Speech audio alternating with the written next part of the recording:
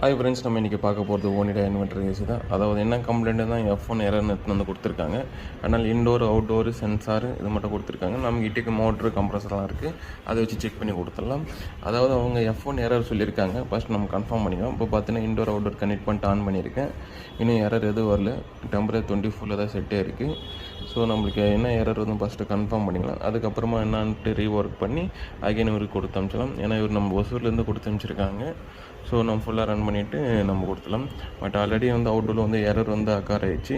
But இண்டோரில் வந்துட்டிங்கன்னா இன்னும் நம்மளுக்கு எரர் வரல.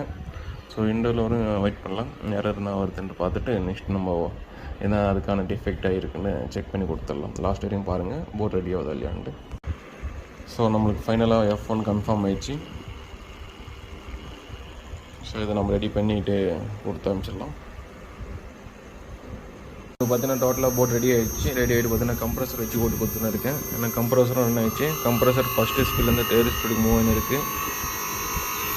ஆம்ஸ் பார்த்தீங்கன்னா 4 ஆம்ஸ் கிட்ட வரும்போது சிஸ்டம் எதுவும் கரெக்டாக இருக்குது. எத்தனை அப்படியே ஃபிட் பண்ணிவிடுங்க. எர்த்திங் மட்டும் கொடுத்துருங்க, மற்றபடி எந்த பிரச்சனையும் இல்லை. ஸோ போர்டு இப்போ நம்ம பக்காவாக ரெடி ஆகிடுச்சு. அகைன் நம்மளுக்கு ஒசூர் கொடுத்து அனுப்பிச்சிடலாம். Thank you friends.